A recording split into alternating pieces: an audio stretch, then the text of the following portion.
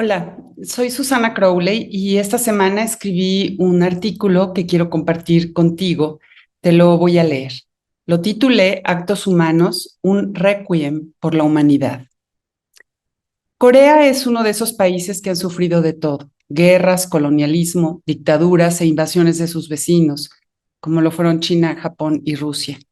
Corea del Sur, una economía líder del sur asiático, se ha distinguido por su auge cultural en cine, arte, incluso hasta en series comerciales y música con el muy de moda ritmo K-pop. Hoy cuenta con una de las más jóvenes premio Nobel de la historia, Han Kang. Por estas razones se ha convertido en centro de la conversación mundial. Pero lo que hasta hace poco no era muy sonado es que en 1979 sufrió un golpe militar que terminaría en un acto vergonzoso.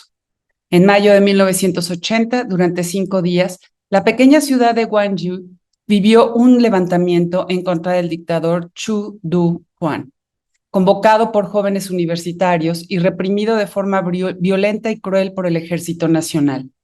La historia oficial mencionó cientos de muertos, en realidad fueron miles. La indefensa sociedad se ocultó en sus casas, nadie quería ver lo que ocurría en las calles a plena luz del día. La ciudad se convirtió en muy pocas horas en uno de los escenarios más crueles del horror. Jóvenes, casi niños, apenas salidos de la secundaria, eran perseguidos, heridos, golpeados con bayonetas y finalmente asesinados.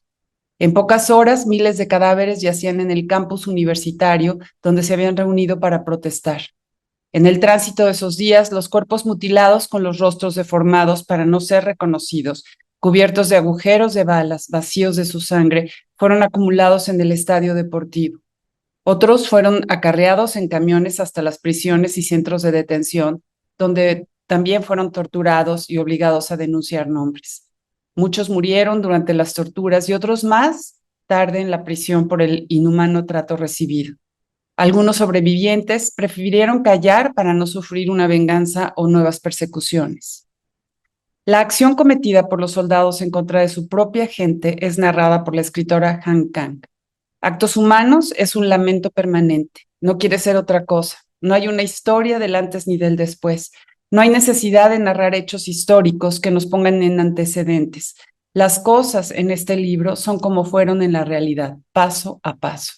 La labor de Kang es sacudir el dolor para restituir el valor de las víctimas, una obra que hace justicia a esas víctimas de este horror en un relato que no se detiene en su consigna, borda el paroxismo de la crueldad y devuelve un rostro a miles de muertos. Leer Actos Humanos es una de las experiencias más profundamente dolorosas, aterradoras y, como una paradoja, bellas que podemos experimentar. En cada página hay una razón para no seguir y están todas las que nos obligan a hacer. Entrar en la literatura de Kang nos hace cómplices de la verdad y del espanto, como lo llamaría Pascal Quinar, esa ominosa energía que se cuela por cada poro de la piel en una obra que es poesía documentada, un extraño e inusual género inmerso en pasajes dantescos y sin concesión alguna. Como en otras novelas, La vegetariana y La lección de griego, una vez más, la genialidad poética de Kang nos lleva a explorar aquello que cuesta tanto trabajo enfrentar. En La vegetariana, una mujer ha soportado de distintas maneras la violencia hasta que decide dejar de ser humana y convertirse en un árbol. En la lección de griego, asistimos a la historia de dos alienados en su encuentro, una mujer que ha perdido la voz debido a la angustia y un hombre que está a punto de quedar ciego. Actos Humanos plantea la paradoja del absurdo. El humano es el único ser capaz de ejercer crueldad en contra del otro. A pesar del devastador realismo, una sensación de poesía permite un continuum. Secuencia tras secuencia ascendemos a la desgracia, al nihilismo que viene después de la exacerbación de la violencia. Kang nos lleva de un extremo a otro, de los vivos a las almas de los muertos, de los asesinos a sus víctimas, de ella misma tratando de comprender la ignominia a través de su arte. Es un reclamo de justicia necesario y urgente. ¿Cómo puede haber tanta sensualidad, ternura, belleza en la carne que se pudre o en un cuerpo deformado por la tortura? ¿Cómo podemos respirar cuando pasamos de una página a la otra en esta misa de muertos? No hay salida. Dejarse seducir por el poder de Kang Es sumergirse en la absurda y demoledora capacidad alcanzada por los seres humanos para destruirse. ¿Hasta dónde pueden llegar las acciones humanas cuando se trata de reprimir, aniquilar e incluso borrar la existencia de alguien? Actos Humanos está construida con imágenes de una pulcritud en el horror, escenas que se convierten en cuadros de espeluznante crueldad, como un Guernica de Picasso, como la barca de los esclavos de Turner. También pienso en la balsa de Medusa de Jericó o los desastres de la guerra de Goya. Como estas obras, Actos Humanos, es una alegoría a la muerte, estridente, ensordecedora en su silencio, imposible de contemplarse y a pesar de ello ser fascinante. Un encuentro con el dolor que puede olerse y que puede tocarse. Escena tras escena, el lector se transforma en posible actor de este drama. Lo mismo sentimos la piel de los perseguidos que la angustia de quienes los buscan o la impotencia de los que clasifican cadáveres, ayudan a limpiarlos y entregan a un padre y una madre deshechos de dolor. Pero Kang nos coloca también pisando con las botas del represor, ese que no parece tener alma y que tortura por el simple deseo de humillar al otro. Para la Premio Nobel, el arte no solo es una expresión de cara al placer estético, es el compromiso inalienable con los valores fundamentales de la vida. No se trata de un simulacro del horror, es penetrar en él como única posibilidad de redimir la condición humana.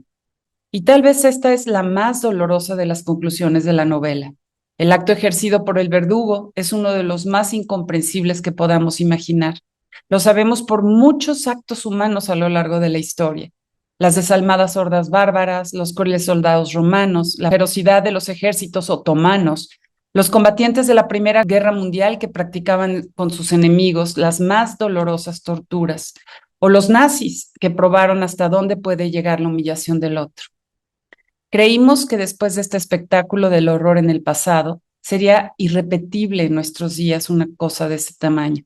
Pero ocurrió en México en 1968, en Chile, en los Balcanes, en África todo el tiempo, entre muchos otros, y volvió a ocurrir en Ayotzinapa con los estudiantes de la Normal.